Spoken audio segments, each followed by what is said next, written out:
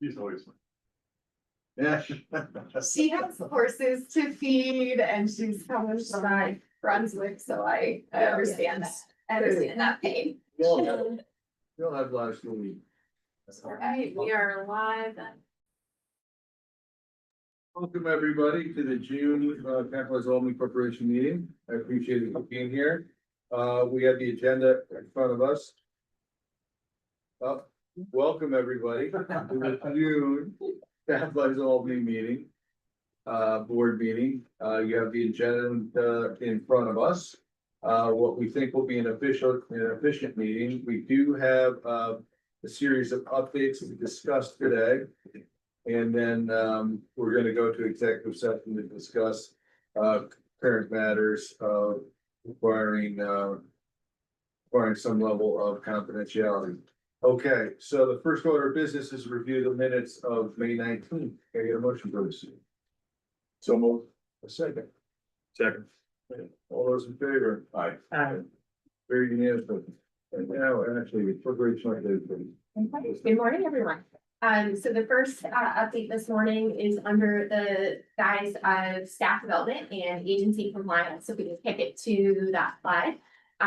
We had multiple staff attend New York State Economic Development Council's annual meeting in Cooperstown this year, as we do annually. So great 2.5 days of professional development for our economic development team. Then additionally, we had Kaylee, Olivia, and Maria attend the basic economic development course, also led by New York State EDC. Really a great background and foundation for all of our staff to really have as part of this organization. I know Andy Begane did it when he started last year.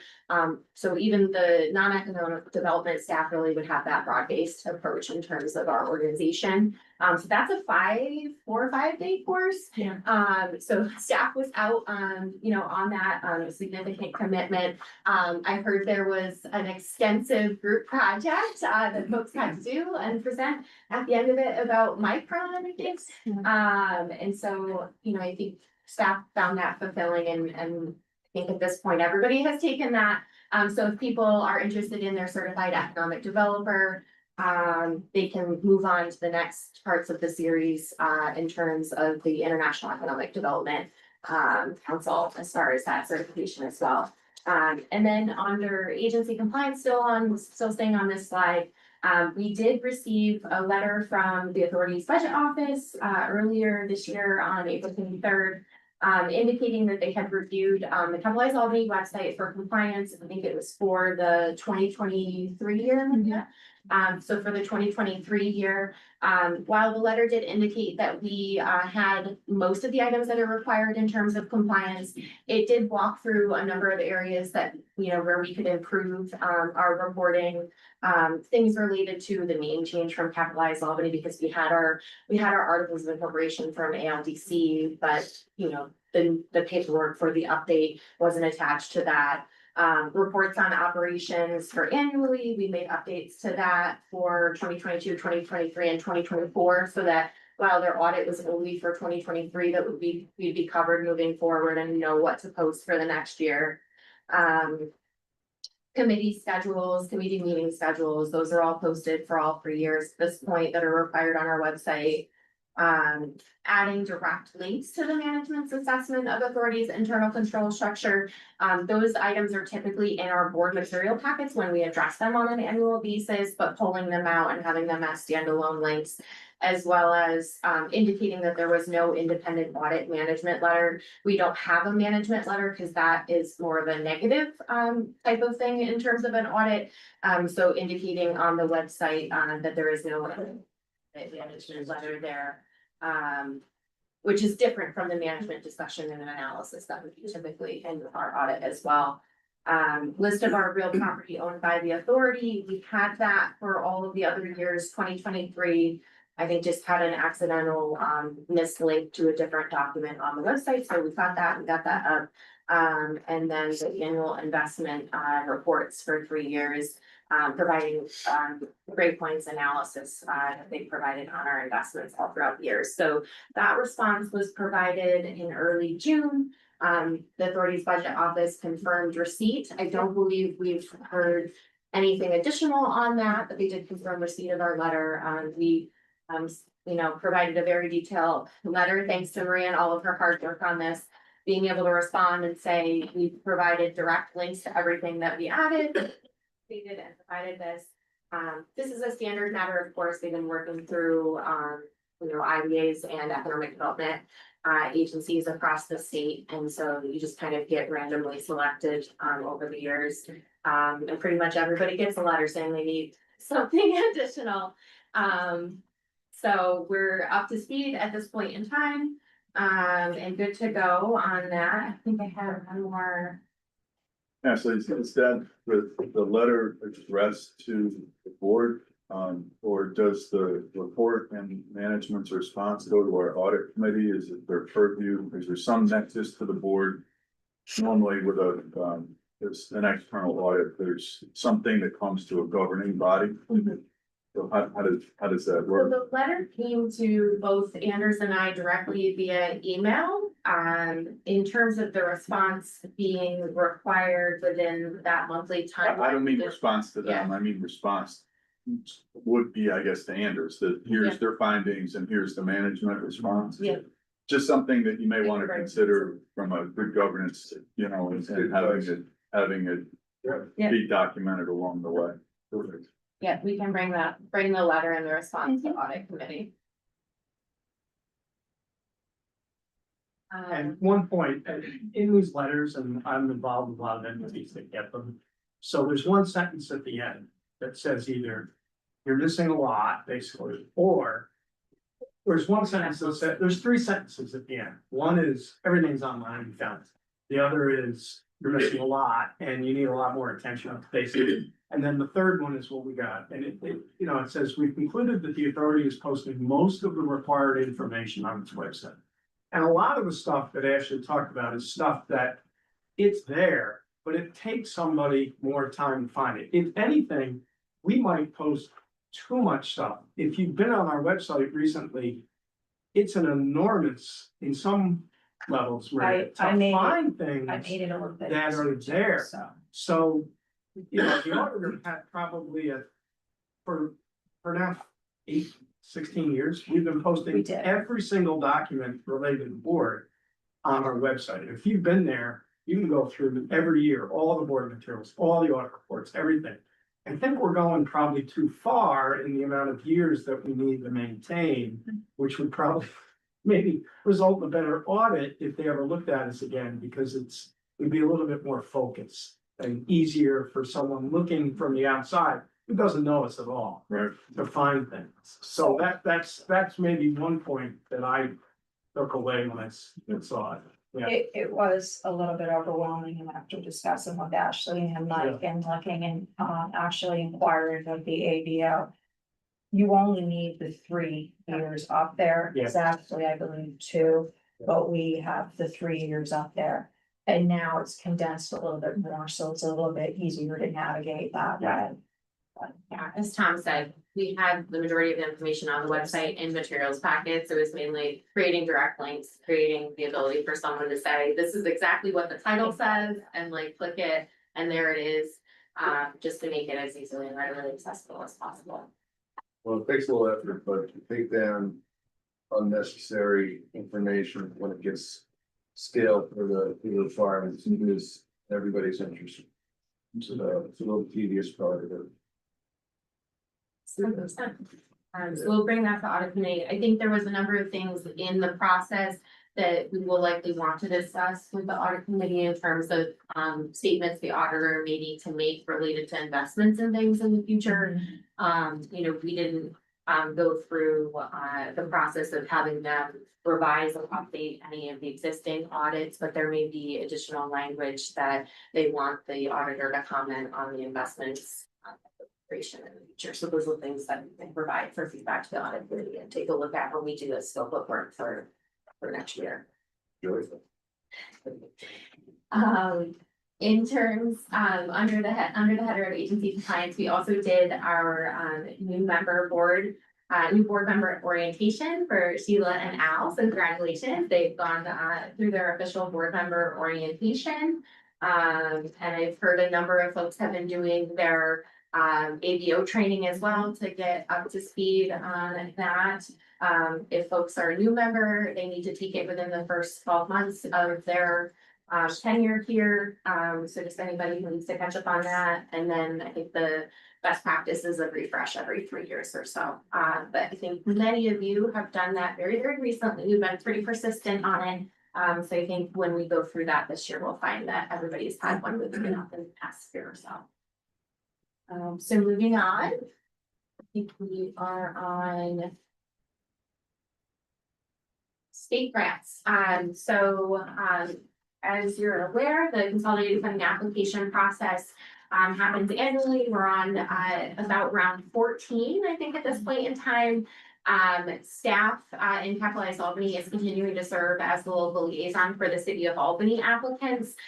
So if letters of support are required for or are anticipated for their application, they can get a letter of support from the mayor through our office. They can also get a common council resolution if that's required for their application.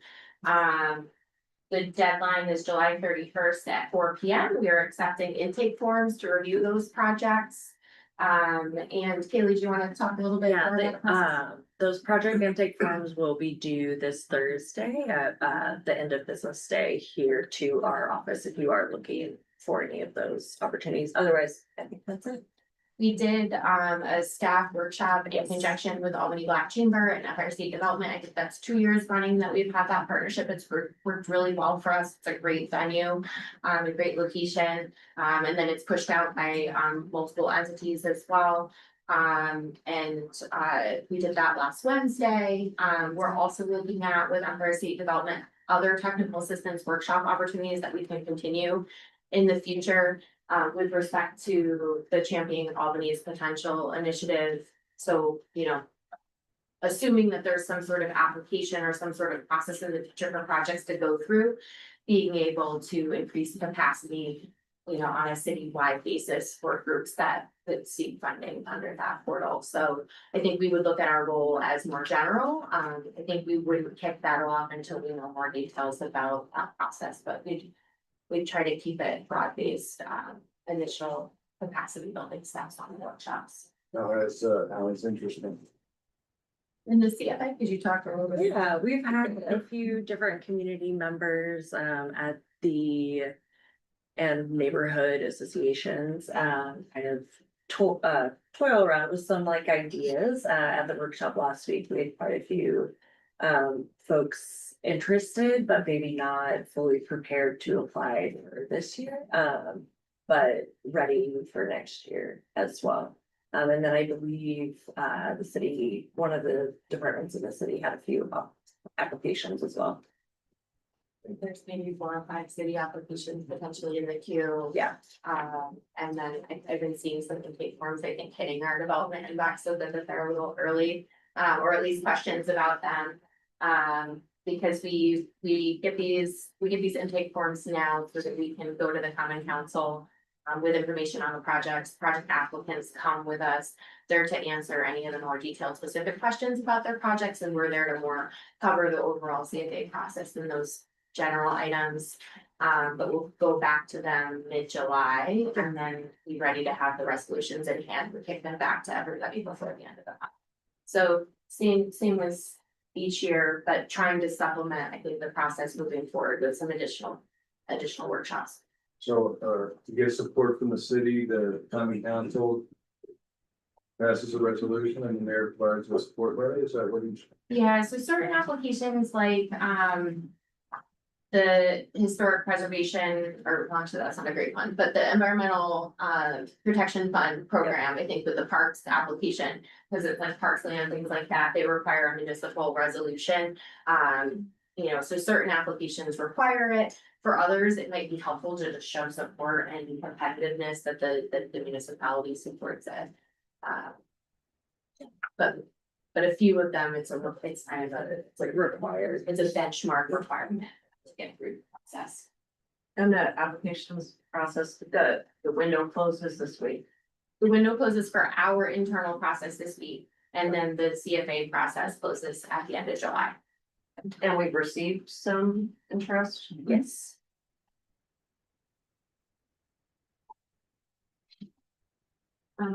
Moving on.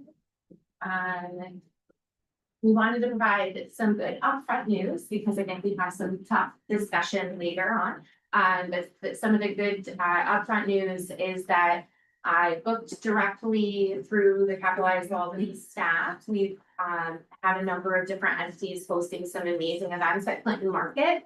So you see on the slide, grounded grooves, mindful movement and music. We mentioned that last week. That's yoga on site at Clinton Market along with DJ Hollywood. So Nikki Rogers is running that with Upstate Black Chamber sponsoring that, and Downtown Nutrition's been on site. A number of other vendors as well have been interested. That's been happening every Wednesday at 5. And the last one I believe is this week. So that's been great to see it activated in that way. So there's some of the yoga pictures on there. We also, we had the end of year celebration for Castle Island Montessori. So you see those pictures on the top.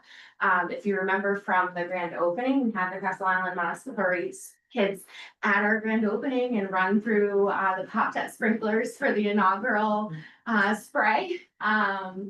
So they came back for their end of year celebration. That was last week. Or early this week. Last week. Then the downtown bid, also through an Amplify Albany Award, hosted their first of a series of lives for movie nights. So the first in the series was James and the Giant Peach. That was last Friday. So it's a really cool event where they have a live orchestra and instruments playing during the movie. So the movie is muted and they're playing that score.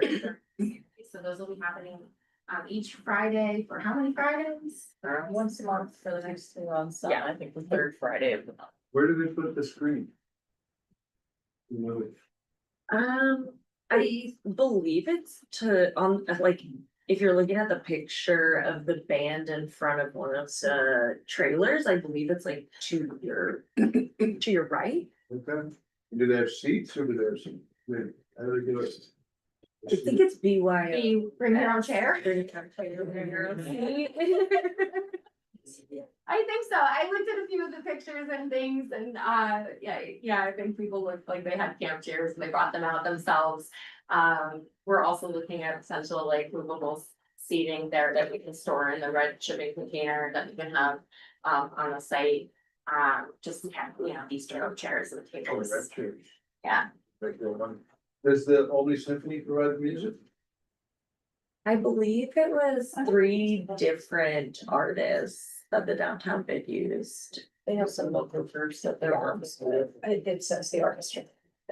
A posture beats. Yeah. Yes. Read that, I didn't say that. I think, and then, what else did I miss there?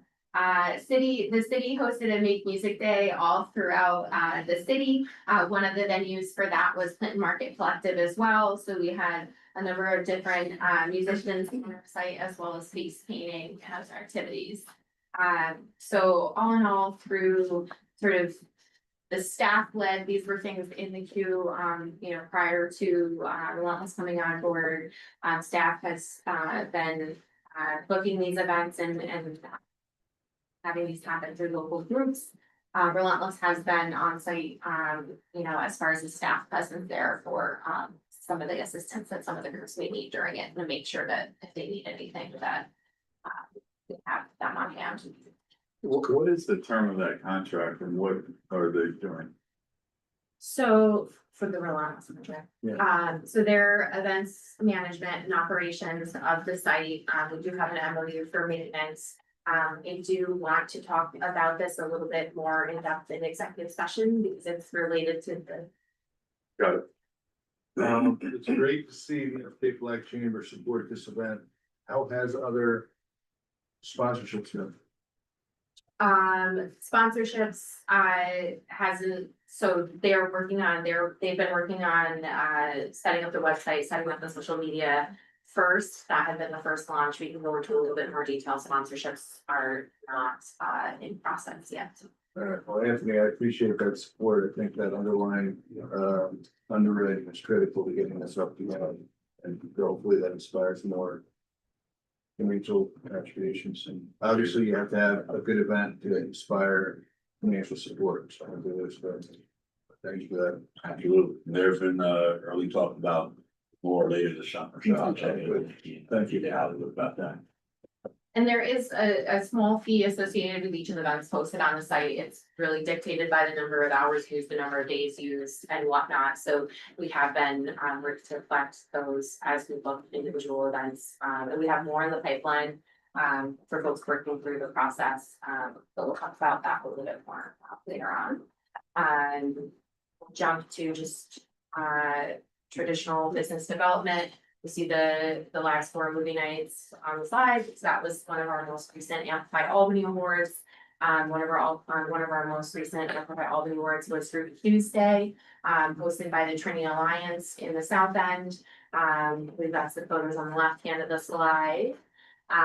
So great events there. And then in terms of our capital improvement grants, Bombshell Midtown at 563 Scotland just recently had their grand opening that staff attended.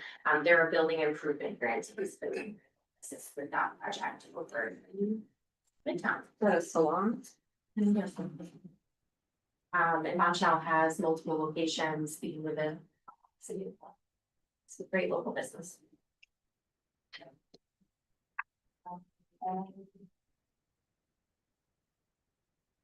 So Liberty Park, it's hard to believe that we launched the request for proposals less than a month ago. Literally a year has happened in a month. But we got to the RFP release on May 28th.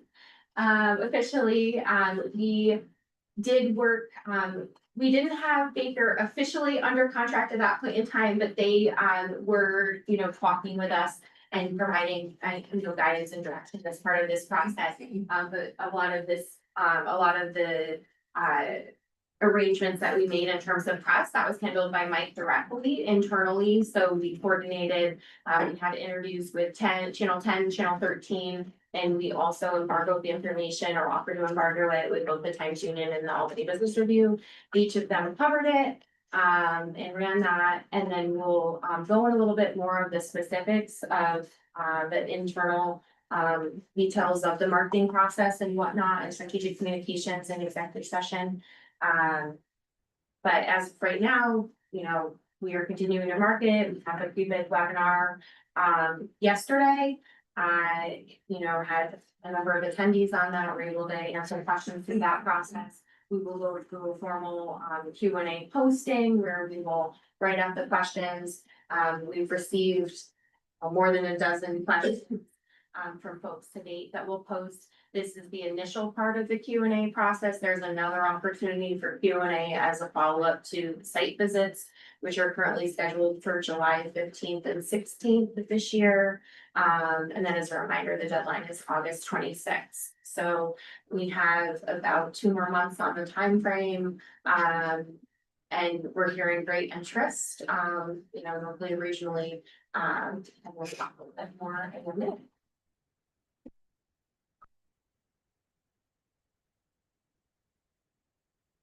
So I think at this juncture, we'd be looking for a motion to go into executive session for the following purposes. Yeah, so we would go to potential appointment, retention, appointment or dismissal, and we take by the person or corporation. 1, discussion of real estate, the publicity of which would substantially affect the value thereof. And 3rd, to also seek and obtain legal counsel. The 4th one is the financial history of an individual or corporation. Okay. All right, so with those stated reasons, we get a motion to go into executive session. Second. Second. All those in favor? All right.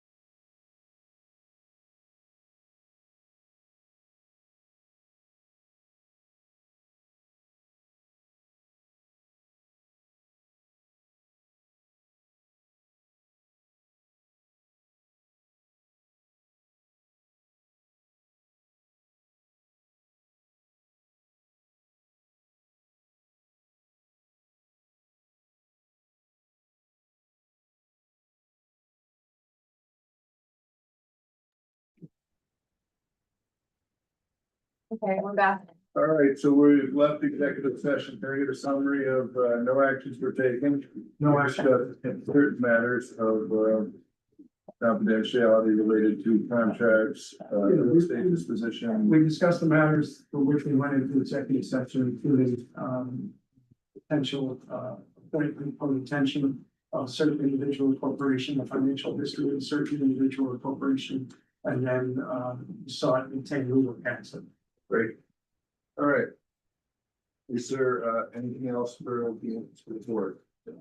Any matters, people want to bring to the attention? Obviously, a lot going on. Liberty Park is the focal point. Mark Collecting, getting that activated is so exciting. I don't know, Anthony, if you were down for the music cruise, but hopefully you were out there. You are? Grooving and moving. You see me in it? Yeah. Photos? Like to see that. There, I need it. I'll call them. Got it. We're killing You get a motion to adjourn. So, great. Adjourn, thank you all.